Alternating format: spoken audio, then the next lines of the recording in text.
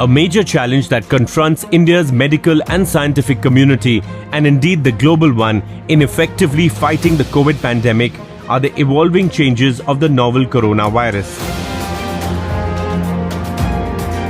From the day the pandemic began, this virus has undergone thousands of mutations, and few of these mutations in certain regions of the world have become more infectious.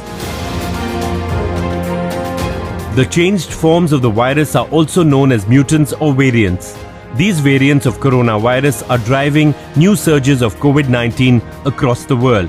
So it is imperative to understand the variants and the mutations they have undergone in order to effectively check their spread.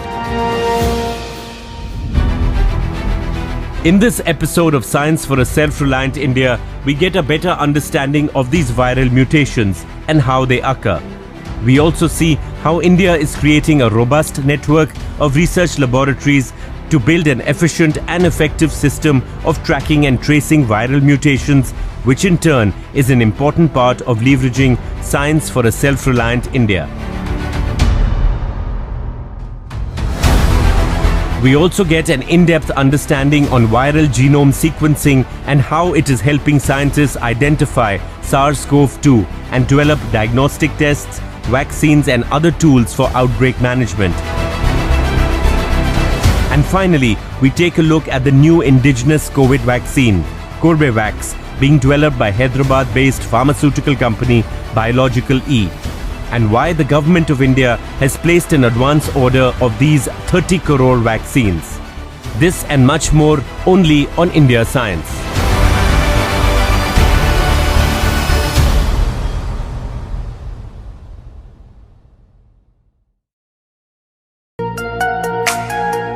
Viruses are the smallest of all microbes. They are so small that 500 million rhinoviruses, which cause the common cold, could fit onto the head of a pin. Viruses exhibit a unique feature. They are alive and are able to multiply only when inside the cells of other living things. The cell they multiply in is called the host cell. Once inside the host, they evolve through natural selection. Without a host, viruses are just inert packets of chemicals. A virus is made up of a core of genetic material, either DNA or RNA, surrounded by a protective coat called a capsid, which is made up of protein. Sometimes the capsid is surrounded by an additional spiky coat called the envelope. Only the largest and most complex viruses can be seen under the light microscope at the highest resolution. Different classes of viruses have different shapes. Some look spherical under the electronic microscope, but their exact shape includes multiple triangular shapes. Some viruses are also rod-shaped.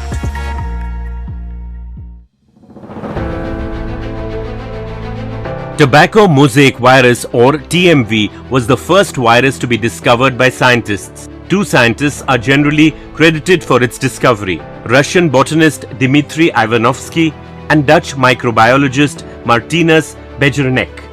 But it was the American biochemist and virologist Wendell Meredith Stanley who for the first time demonstrated the structure of a virus. Dr. Wendell studied the tobacco mosaic virus, which attacks the leaves of the tobacco plants, and he succeeded in extracting the virus in the form of pure crystals in 1935. He was also able to show that the tobacco mosaic virus is composed up of proteins and ribonucleic acid or RNA. Thus, for the first time, he was able to demonstrate the molecular structure of a virus. For this contribution, Dr. Wendell was awarded the Nobel Prize for Chemistry in 1946. Viruses have long been responsible for causing many epidemics and pandemics around the world. And like the current COVID-19 pandemic, they have caused loss of life in the past as well. For example, the H3N2 influenza virus, which caused the Hong Kong flu pandemic of 1968-1969, killed approximately 1 million people worldwide. The Asian flu of 1957 was caused due to the avian influenza virus and killed around 2 million people. The Spanish flu caused by the H1N1 virus of 1918 was one of the deadliest flu outbreaks in history. It infected about 500 million people and killed over 50 million people. Similarly, HIV/AIDS is caused by the HIV virus. Ebola outbreaks in Africa were caused by the Ebola viruses. Zika virus disease was caused by the Zika virus. Virus can be classified into two categories based on the nucleic acid, which is the genetic material of a virus, the DNA virus and RNA virus. The RNA virus is actually causing more severe diseases, and you can really see the recent times the RNA virus is causing diseases, and very common disease all we know is AIDS is caused by the HIV, which is the RNA virus. Ebola, this is another disease caused by RNA virus. You have also heard about SARS-CoV, which is caused by SARS-CoV virus. MERS, and the coronavirus caused the disease called MERS. And very recently we are experiencing this pandemic is also caused by RNA virus called SARS-CoV-2. And this is a severe acute respiratory illness, which is actually a disease of upper and lower respiratory tract.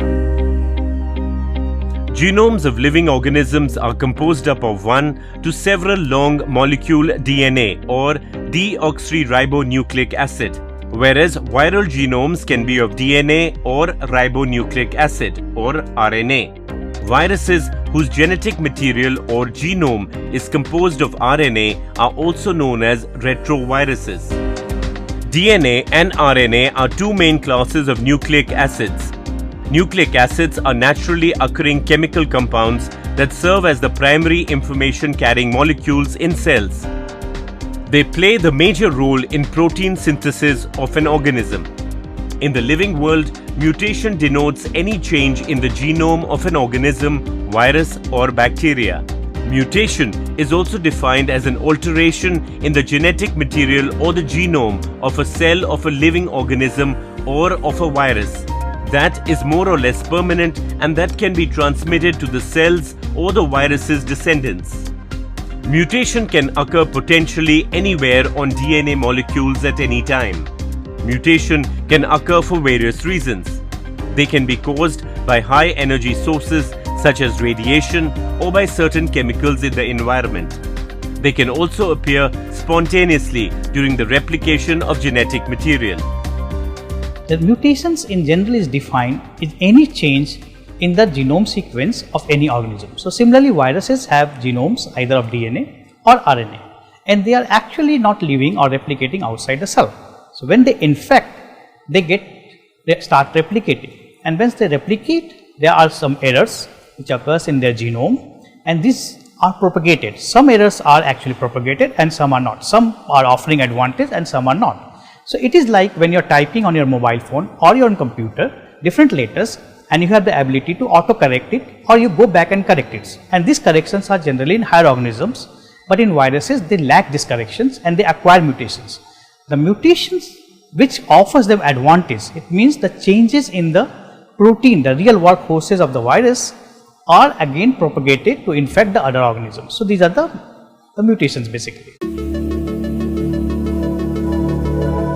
Mutations in viruses have little to no impact on their ability to cause infections and disease. But depending on where the changes have occurred in the virus's genetic material, they may affect the virus's properties such as transmission. It may spread more or less easily, or its severity may increase or decrease. All viruses, including SARS-CoV-2, the virus that causes COVID-19, evolve over time. When a virus replicates or makes copies of itself, it sometimes changes a little bit, which is normal for a virus. These changes are called mutations. A virus with one or more mutations is referred to as a variant of the original virus. When a virus is widely circulating in a population, causing many infections, the likelihood of the virus mutating increases. SARS coronavirus 2, the current epidemic or pandemic causing virus, it has RNA genome of about 30,000 nucleotide, and as the virus infects the human beings, it replicates and it accumulates mutations. Those mutations that result in change in amino acid sequence of a protein that can affect the biological function of the virus, they become viruses of concern or the variants of concern. The more a virus spreads, the more it replicates and the more opportunity it gets to undergo changes. The SARS-CoV-2 virus is evolving fast because of the scale at which it has infected people around the world. High levels of circulation mean it is easier for the virus to change as it is able to replicate faster. These changes result in what we call as variants. With the result, multiple genetic variants of SARS-CoV-2 have been emerging and circulating around the world throughout the COVID-19 pandemic. These mutations and variants are routinely monitored through sequence-based surveillance, laboratory studies, and epidemiological investigations around the world, including in India. To investigate a local outbreak, scientists compare genetic differences between viruses to identify variants and how they are related to each other. Indian scientists are studying the effect of the mutation on reinfection potential, vaccination, diagnostic testing, infection severity and transmissibility. We carry out the genome sequence of viruses in a population, and as I said that RNA viruses have many mutations, so we keep on over the period of, let's say, an epidemic or a pandemic, over a period of time we continue to do sequencing of the genome of viral isolates from patients, and based on that sequence we are able to figure out the evolution of virus.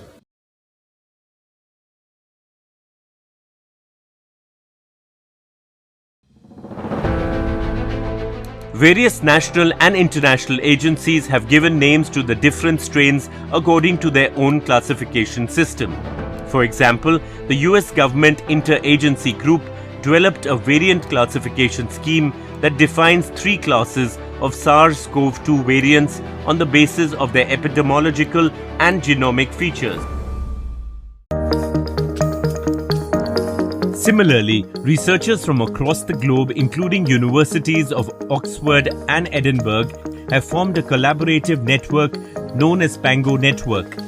This network is involved in identification and naming of different variants of SARS-CoV-2 virus. Pango is a rule-based system for naming SARS-CoV-2 genetic lineages. It provides a shared common technology for everyone who is investigating or discussing the transmission and spread of the virus. The lineages and their names are decided by a team of 2 committees made up of experts from around the world who analyze various genomic information and make a judgment about whether a new lineage is warranted or not. Pango Network is helping track the transmission and spread of SARS-CoV-2. The Pango nomenclature is used by researchers and public health agencies worldwide, and you may have come across Pango lineage names such as B117 or B1351. Pango lineage names comprise of alphabetical prefix and numerical suffix.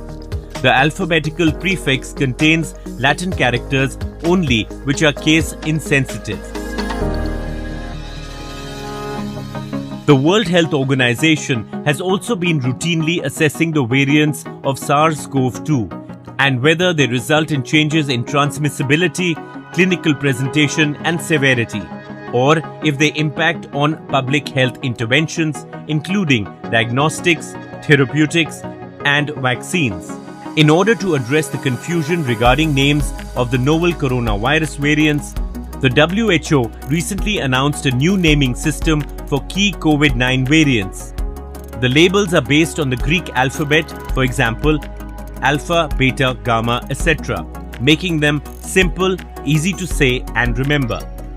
For example, the SARS-CoV-2 variant B1617.2, which was first discovered in India in October 2020, has been officially named as Delta. This means that this variant will now be referred to as the Delta strain.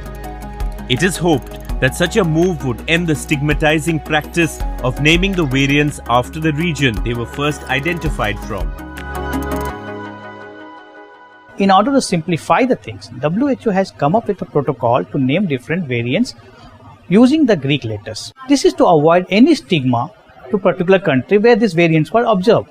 One can have a variant anywhere, it's just the time that when first was observed.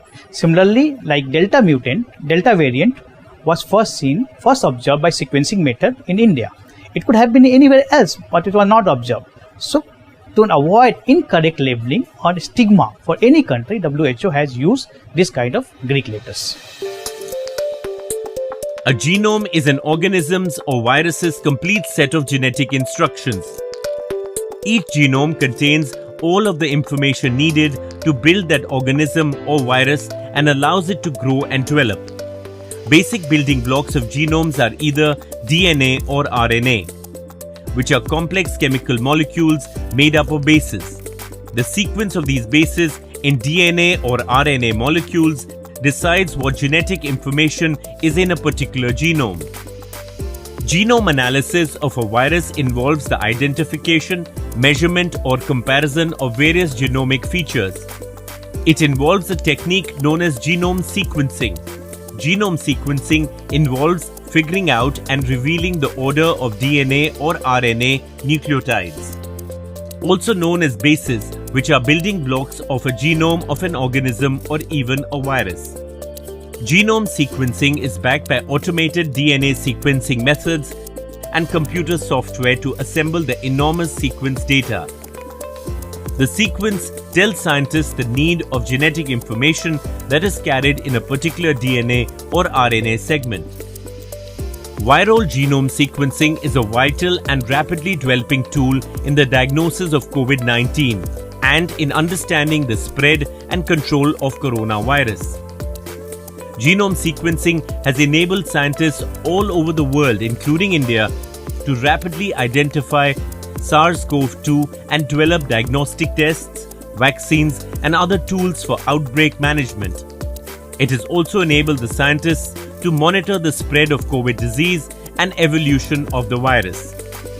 Talking of vaccines, a new and novel vaccine is set to be released in India. It has the potential to become a game changer, both in tackling the COVID-19 infection as well as vaccinating the nation. Sequencing is one of the greatest tools, and advanced sequencing, NGS and whole genome sequencing is providing us how to detect these mutations over time. And when this kind of situation, what is happening in case of SARS-CoV-2 infection, there is a large number of population is being infected, and therefore we need to sample these population at different levels. And this sampling and using the sequencing, using these samples can tell us how fast virus is mutating and whether the mutation is causing new variants, and that is very important for designing a new vaccine or new therapeutic for virus. The vaccine is called Corbevax. It is being indigenously produced by Hyderabad-based company Biological E. The government of India has already put an order of 30 crore vaccines from the company. Corbevax is different from other vaccines available in the Indian market, such as Covishield and Covaxin. The vaccine is currently undergoing phase 3 trials, and once approved, it would be the most affordable vaccine in India. It is a recombinant protein subunit vaccine, meaning that it has been made using a part of the coronavirus, specifically its spike protein. The spike protein is what allows the coronavirus to enter our body's cells and cause the disease. However, when the protein alone is given to the body, it doesn't cause any harm to it, as the rest of the virus is absent. The body is expected to develop an immune response against the injected spike protein. Therefore, when the real virus attempts to infect the body, it already has an immune response ready that will make it unlikely for the person to fall ill severely. India has also put in place a robust surveillance and tracking system, which is actively tracking and tracing the mutations occurring in novel coronavirus and identifying its various variants. Indian SARS-CoV-2 Genome Sequencing Consortia, or INSACOG, is a national multi-agency group set up by the government on 30th December 2020. This consortium has been jointly established by the Ministry of Health and Family Welfare and Department of Biotechnology, Government of India. 10 laboratories of the Department of Biotechnology, CSIR, ICMR and Ministry of Health and Family Welfare are part of this consortia. 17 more laboratories are going to be added soon. The National Centre for Disease Control has been given the responsibility to correlate the clinical aspects and coordinate the collection of samples from the states. So far, the consortium has successfully carried out more than 30,000 genome sequencing samples of COVID cases in the country. Government of India through Department of Biotechnology has brought together 10 laboratories across the country to create a consortium of scientists and the resources to look at the evolution of SARS coronavirus. These consortiums are working with the Ministry of Health, NCDC, etc. They get clinical material from various parts of the country. Viral sequences are obtained by these laboratories and analyzed, and we are constantly on the lookout for any new variants of concern. The scientists from the consortium have also found that the Delta variant or the B.1.617.2 strain of SARS-CoV-2 coronavirus is more infectious than other variants. The studies have also found that it was the Delta strain first found in India which was the main reason behind the surge in COVID-19 cases in the second wave of the pandemic that engulfed the country in April and May 2021. The aim of the group is to monitor the genome variations in SARS-CoV-2 and thus assist in public health responses to the pandemic.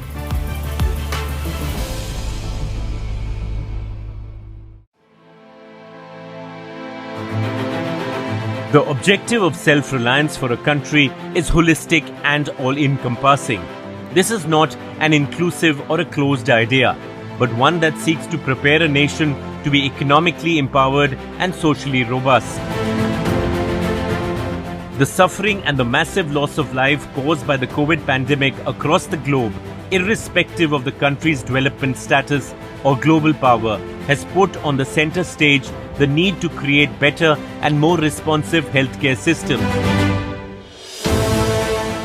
And this can only be achieved by initiatives that strengthen scientific research and technological innovation. In understanding microbiological genomics, these initiatives, along with creating vaccines like Corbevax, will strengthen our public health responses in health emergency scenarios such as epidemics and pandemics, and truly create an Atmanirbhar Bharat.